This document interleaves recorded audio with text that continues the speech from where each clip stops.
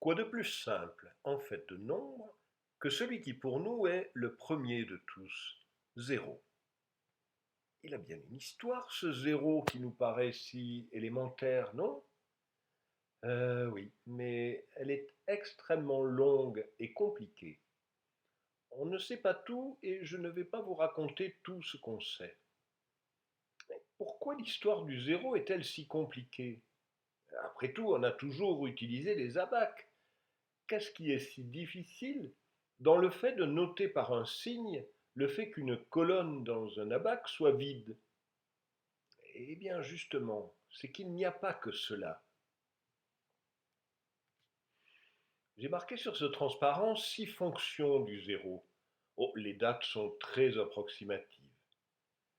La notion de zéro la plus élémentaire est celle qui consiste à noter, dans une numération de position ou une table numérique, le fait qu'une place reste vide.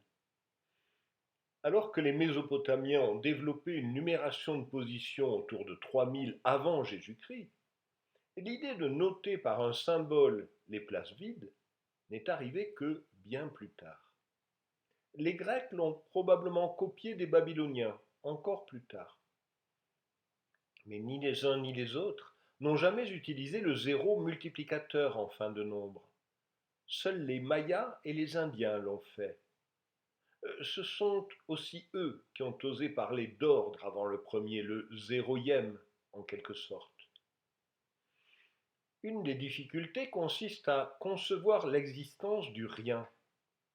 De longues discussions philosophiques ont porté là-dessus chez les Grecs, mais même ceux qui ont conclu à l'existence du rien ne l'ont pas pour autant conçu comme un nombre. Enfin, l'arithmétique du nombre zéro est d'origine indienne.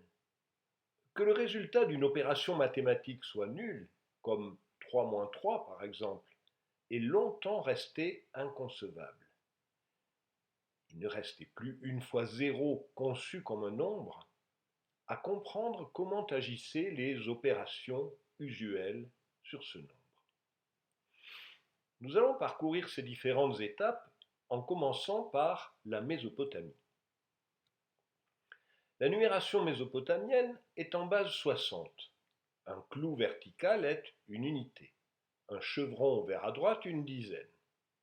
Jusqu'à 60, l'écriture des chiffres est cumulative et décimale, comme vous le voyez.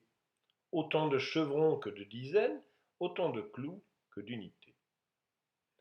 Mais le nombre 60 est noté à nouveau par un clou, de même que le nombre 1 sur 60 et le nombre 60 au carré. D'où le nom de numération sexagésimale pour la base 60. Pour manipuler des nombres en base 60, il valait mieux avoir une idée claire de l'ordre de grandeur de ce qu'on était en train de compter. Les ambiguïtés sont nombreuses. Deux clous verticaux l'un à côté de l'autre peuvent désigner 2, ou 120, ou 2 sur 60, mais aussi 61, voire 3660 ou 3601. Pour nous qui sommes habitués à la rigueur de la numération indienne, comprendre les opérations mésopotamiennes demande une certaine souplesse intellectuelle. Et par exemple, il faut s'habituer à lire que 40 et 20 font 1, ou bien que 20 fois 9, 180 égale 3, ou bien que l'inverse de 20 est 3, ou encore que 30 au carré vaut 15. 15 fois 60, ce qui est implicite. Cela peut nous paraître curieux, mais les Mésopotamiens étaient tellement peu gênés par la notation flottante qu'il ne leur est jamais venu à l'idée de distinguer 60 de 1 et de 3600. Par contre, ils ont fini par lever une autre source d'ambiguïté, dans les places intermédiaires. Regardez l'écriture de gauche, elle se lit 70. Il faut bien arriver à la distinguer de 3610, qui est sa voisine. Pour cela, on laissait un espace un peu plus grand entre le clou vertical qui représente 3600 et le 10. L'idée de combler cet espace par un signe n'est arrivée que vers le IIe siècle avant Jésus-Christ. Ce signe était composé de deux petits clous obliques. Les Mésopotamiens faisaient des erreurs de calcul, comme nous. La différence est que leurs erreurs de calcul ont été conservées pendant des siècles grâce aux tablettes d'argile.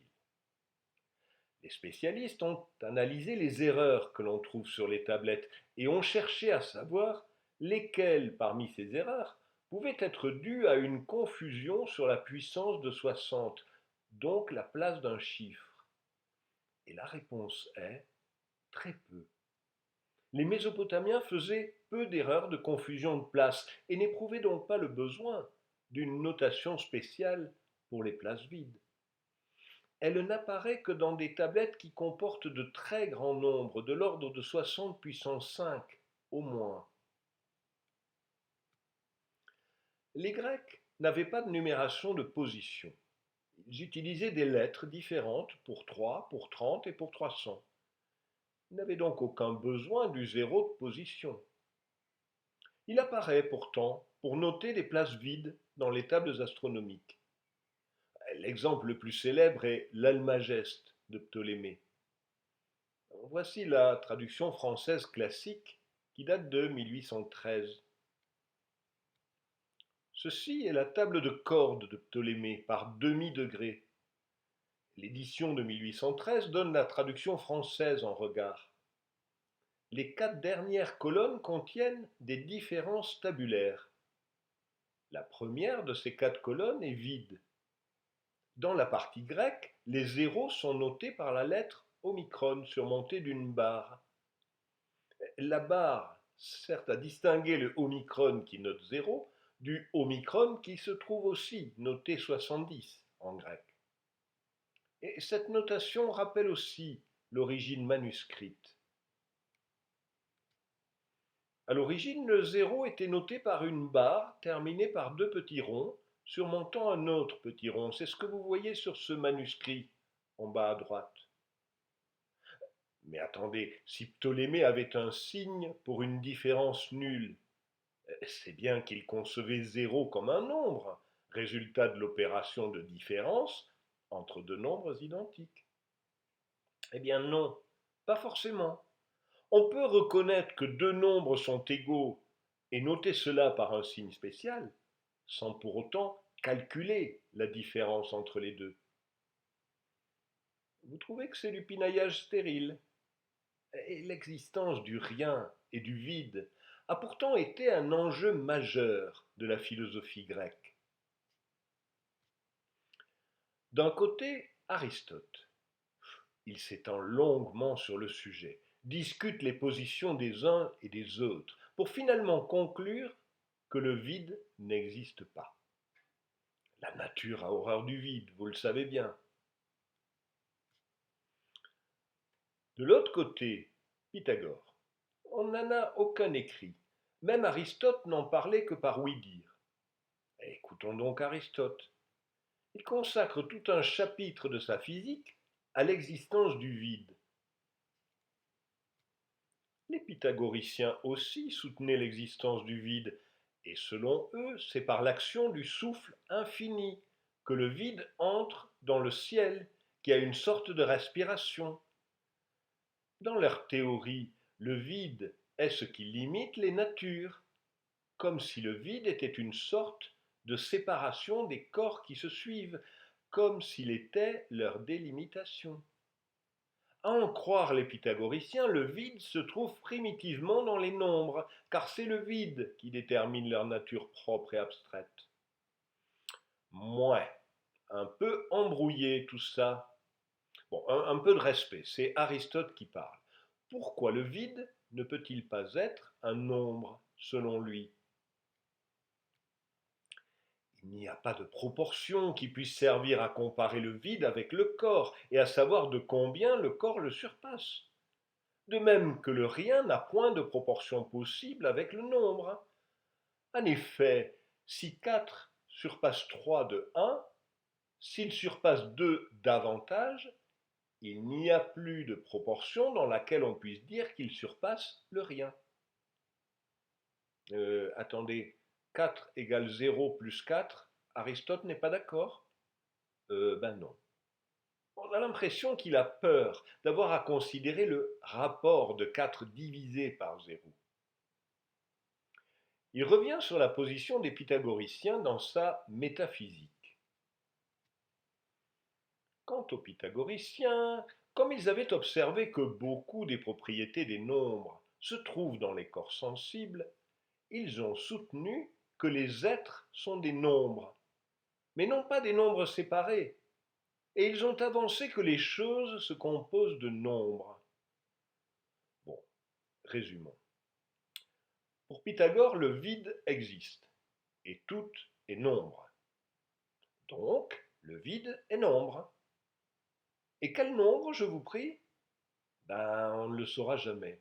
C'est Aristote qui a gagné. Et c'est à peu près au temps d'Aristote que les Mayas ont développé leur numération de positions. Et comme je vous raconte ça ailleurs, je ne vais pas insister. Juste pour mémoire, les points sont des unités. Les traits valent 5. La numération est en base 20. Le 0 est noté comme une sorte de fuseau, ou plutôt une coquille. Donc, la numération maya est extrêmement simple, du moins en apparence. La première fonction de la numération maya était le décompte du temps, en nombre de jours depuis le début de leur ère, le 11 août 3115 avant Jésus-Christ. Le temps se décomptait d'abord en jours, ensuite en vingtaines de jours, ensuite en années de 360 jours, soit 18 fois 20 jours. Et cela n'empêchait pas de la noter 1 suivi de 2 zéros. Au-delà de l'année, les puissances suivantes étaient bien en base 20. Une date typique, comme 1 101 611 jours après la naissance du monde, s'écrit donc 7 Baktoun, 13 Katoun, 0 Toun, 0 Winal, 11 Kin, soit 7 fois 400 ans, plus 13 fois 20 ans, plus 11 jours. Que les Mayas aient inventé le zéro est certes remarquable, mais leur invention est restée cantonnée à la péninsule du Yucatan, au Mexique, alors que les Indiens, eux, ont fait école. C'est le moins qu'on puisse dire. Pourquoi et quand ont-ils inventé la numération de position? On ne le sait pas vraiment. On trouve sur le web quantité de sites expliquant, textes à l'appui, que les Indiens avaient tout inventé, des milliers d'années avant tout le monde, et que l'essentiel des mathématiques est déjà contenu dans les Védas. Les Védas sont les plus vieux documents de la littérature sanscrite et les plus anciennes écritures de l'hindouisme. Il y a 4 Védas: Rig Veda, Yajurveda, Samaveda, Atharvaveda. Elles datent en gros du second millénaire avant notre ère, entre 1100 et 1700 avant Jésus-Christ. La notion du vide, appelée shunya en sanskrit, se trouverait déjà expliquée dans les Védas, en particulier dans l'Atharva Veda. Et c'est vrai qu'on y trouve shunya, qui est un des mots qui désigneront le zéro, longtemps après les Védas. Mais le zéro mathématique ne figure pas dans l'Atharva Veda. Voici ce qu'en dit Kim Plovker, une des meilleures spécialistes de l'histoire des mathématiques indiennes. À peu près tout ce qu'on peut dire, c'est que les textes védiques montrent une longue tradition de numération décimale et une fascination profonde pour les concepts de quantités finies et infinies et leur signification dans le cosmos. On est donc obligé de se limiter aux mathématiciens et astronomes identifiés comme tels. Le premier d'entre eux est Aryabhata. Il écrit à l'âge de 23 ans un livre dans lequel il montre une grande habitude de la manipulation des nombres. On y trouve en particulier le verset suivant. Ajoutez 5 à 100, multiplié par 8, ajoutez encore 62 000. Voilà pour un diamètre de 2 myriades la valeur approximative de la circonférence du cercle. Faites le calcul. Cela donne pi égale 3,14,16, ce qui est une approximation bien meilleure que celle d'Archimède. Aryabhata manipule à maintes reprises dans son livre de très grands nombres, ce qui montre une grande habitude de la numération de position. Mais il ne discute pas explicitement la notion de zéro, parce qu'il propose sa propre notation à base de lettres, notation qu'il semble bien être le seul à avoir utilisée. Le suivant est Varaha Mihira, une génération plus tard. Voici le genre de verset qu'on trouve dans son livre d'astronomie, le Panchasiddhantika. Une période de 180 000 années contient 66 389 jours intercalaires et 1 45 095 jours d'élision. C'est vous dire qu'il n'a aucun problème à manipuler la numération de position et le zéro. Dans son texte, comme dans de nombreux textes indiens, chaque chiffre est désigné par plusieurs synonymes plus ou moins métaphoriques. Le zéro a 8 noms différents que vous voyez recensés ici. Ceux qui apparaissent en bleu sont ceux qu'on retrouve le plus couramment, Ka, Bindu et Shunya. À part Bindu et Shunya, les autres désignent le ciel, qui est vide pour les Indiens. Le mot sanskrit Shunya, qui veut dire vide, a été traduit en arabe par sifr. De sifr ont dérivé d'une part chiffre, d'autre part zéphiro au Moyen Âge, qui est devenu zéro. Les écrits d'Aryabhata puis Varahamihira indiquent que la numération de position incluant le zéro était déjà disponible et bien comprise de leur temps, c'est-à-dire au VIe siècle. On ne sait toujours pas quand et où elle est apparue. Le premier à avoir traité zéro comme un nombre, séparant les quantités positives des quantités négatives, c'est Brahmagupta, dans la première moitié du 7e siècle. Les mots qu'il utilise pour positif et négatif sont les mots sanscrits pour fortune et pour dette. Il a parfaitement compris les règles de multiplication. Le produit d'un négatif et d'un positif est un négatif. De deux négatifs, c'est un positif. De deux positifs, c'est un positif. Le produit de 0 et d'un négatif, ou de 0 et d'un positif, ou de deux zéros est 0. Parfait. Mais là où ça se gâte, c'est pour les divisions. Un positif divisé par un positif ou un négatif par un négatif est un positif. 0 divisé par 0 est nul. Un positif divisé par un négatif est un négatif. Un négatif divisé par un positif est un négatif. Un positif ou un négatif divisé par 0, c'est une fraction avec 0 pour dénominateur. De même, 0 divisé par un positif ou un négatif. Oui, mais appeler le résultat d'une division par 0 fraction dont le dénominateur est 0, c'est bien reconnaître qu'il y a un problème. Il est plus surprenant qu'il se soit laissé arrêter quand 0 est en numérateur. Mahaviracharya vient 2 bons siècles après Brahmagupta. Cela ne l'empêche pas de tomber dans les mêmes pièges. Un nombre multiplié par 0 est 0, et ce nombre reste inchangé quand il est divisé par, combiné avec ou diminué par 0. Et dans l'opération d'addition, le 0 devient ce à quoi il est ajouté. Le premier à véritablement progresser sur le sujet est Bhaskaracharya, au XIIe siècle. Il consacre un chapitre de la Lilavati aux règles d'opération du zéro.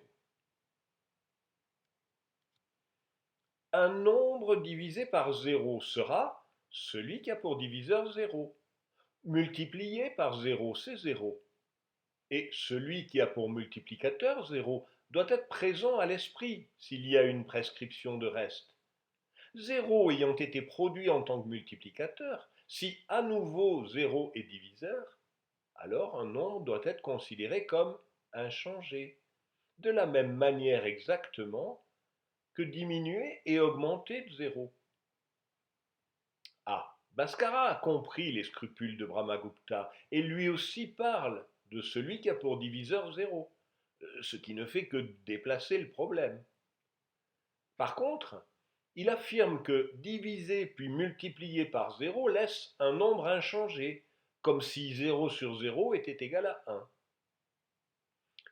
Il revient sur le sujet dans son livre d'algèbre, le Bija Ganita.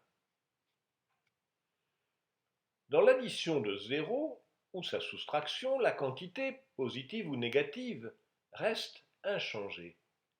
Mais soustraite de 0, elle est renversée. Jusque-là, ça va. Dans la multiplication et le reste des opérations de 0, le produit est 0. Ainsi est une multiplication par 0, mais une quantité divisée par 0 devient une fraction dont le dénominateur est 0. On dit qu'une telle fraction est une quantité infinie. Ah, là, il y a bien un progrès. Bhaskara ne distingue pas plus l'infini et moins l'infini, mais il a compris ce qui se passe. L'argument donné par les commentateurs est que diminuer le diviseur augmente le quotient. Comme analogie concrète, un commentateur donne l'ombre du gnomon, qui devient infiniment longue au coucher et au lever du soleil, quelle que soit la longueur de l'aiguille. Bhaskara, lui, se contente de l'analogie religieuse.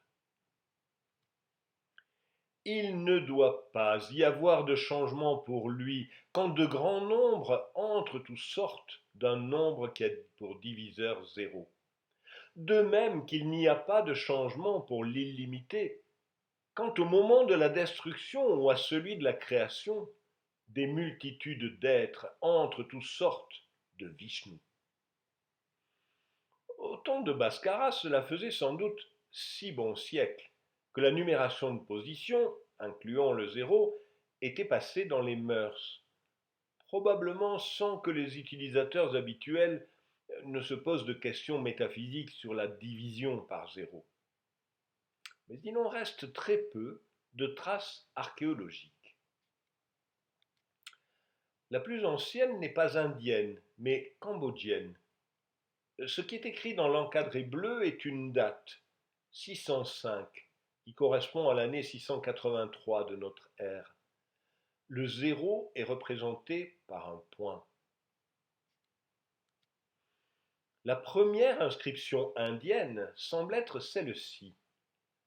Dans l'encadré que vous voyez, le nombre 270 est écrit presque comme nous l'écririons de nos jours. L'inscription dit « On a planté un jardin de 187 par 270 hasta qui devrait produire suffisamment de fleurs pour fournir 50 guirlandes par jour au temple local. » Les chiffres indiens ont commencé à être connus bien avant le IXe siècle et même avant que les Arabes ne commencent à les utiliser. On en a une preuve grâce à Sévère Sebokht. C'était un évêque syrien. Il écrivait en syriaque. C'est une écriture magnifique, mais on est bien obligé de faire confiance aux spécialistes pour traduire. Sebokht écrivait après l'Hégire, qui date de 622. Il se considérait comme opprimé par les Grecs et voyait probablement les Arabes comme des libérateurs. Mais de notre point de vue, c'est une excellente référence sur ce qui était connu avant l'explosion de la science arabe au 8e et 9e siècle. Je ne parle pas de la science des hindous et de leurs inventions subtiles dans cette science de l'astronomie qui sont plus ingénieuses que celles des Grecs et des Babyloniens. et de la méthode diserte de leur calcul et de compute qui surpasse la parole. Je veux dire celui qui est fait avec 9 signes. S'ils avaient connu ces signes, ceux qui croient être arrivés seuls à la limite de la science parce qu'ils parlent grec, ils seraient peut-être convaincus, bien qu'un peu tard, qu'il y en a aussi d'autres qui savent quelque chose. L'autre témoignage qui nous est parvenu est bien sûr celui d'Al-Khawarizmi. C'est son livre sur les nombres indiens qui a fait connaître la numération indienne en Occident, par sa traduction latine. Le titre latin est Algorithmi de numero Indorum, Al-Khawarizmi à propos des nombres indiens. Et c'est de ce titre latin que vient le mot algorithme. Voici comment Al-Khawarizmi décrit l'usage du zéro. Les ils auxquels il se réfère sont les Indiens.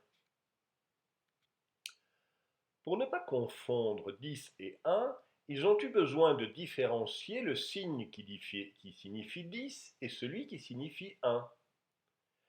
Ils ont donc placé un espace en face de lui et ils y ont mis un petit cercle, comme la lettre O, de sorte que par ce moyen, ils savent que la place des unités est vide et qu'il n'y a aucun nombre dedans excepté le petit cercle dont nous avons dit qu'il l'occupait. Remarquez que Al-Khawarizmi, comme Sebokht, considère qu'il y a 9 symboles numériques chez les Indiens, plus un symbole qui joue le rôle d'espace et de multiplicateur par 10. Pour eux, 0 n'est pas un chiffre comme les 9 autres. On a un autre témoignage arabe sur la transmission des chiffres indiens, celui d'Al-Biruni, qui a passé 13 ans en Inde, entre 1017 et 1030. Comme dans les différentes parties de l'Inde, les lettres ont des formes différentes, c'est aussi le cas des signes numériques, qu'on appelle Anka. Les signes numériques que nous utilisons dérivent des formes les plus abouties des signes hindous. Aucun auteur arabe n'a jamais prétendu autre chose que la vérité. Les chiffres que nous appelons arabes viennent d'Inde. Personne n'a eu l'idée de le nier, au moins jusqu'au XIXe siècle. Écoutez donc la place. C'est de l'Inde que nous vient l'ingénieuse méthode d'exprimer tous les nombres avec 10 chiffres. L'idée de n'employer pour cet objet qu'un nombre limité de caractères, en leur donnant à la fois une valeur absolue et une valeur de position, n'a point échappé au génie d'Archimède, mais il ne l'a pas réduite à ce degré de simplicité qui met notre système d'arithmétique au premier rang des inventions utiles. Alors pourquoi, au XIXe siècle, s'est-on mis à essayer de démontrer le contraire? Pourquoi les négationnistes des chiffres indiens ont-ils sévi jusqu'au XXe siècle, et pour certains, encore maintenant? C'est une histoire plutôt triste que je vous raconterai un autre jour. Mais pas maintenant, il se fait tard. Allez, avant de se coucher, un petit exercice de calcul. Il est signé Mahaviracharya au IXe siècle. Ô toi qui as vu l'autre rive du profond et excellent océan, de la pratique des opérations arithmétiques, place dans l'ordre 1, 1, 0, 1, 1, 0, 1, 1. Si ce nombre est multiplié par 91, il en résulte un collier qui est digne d'un prince. Vous avez trouvé 1, 0, 0, 2, 0, 0, 2, 0, 0, 1, soit plus d'1 milliard de perles. Ça vous fait pas rêver, ça?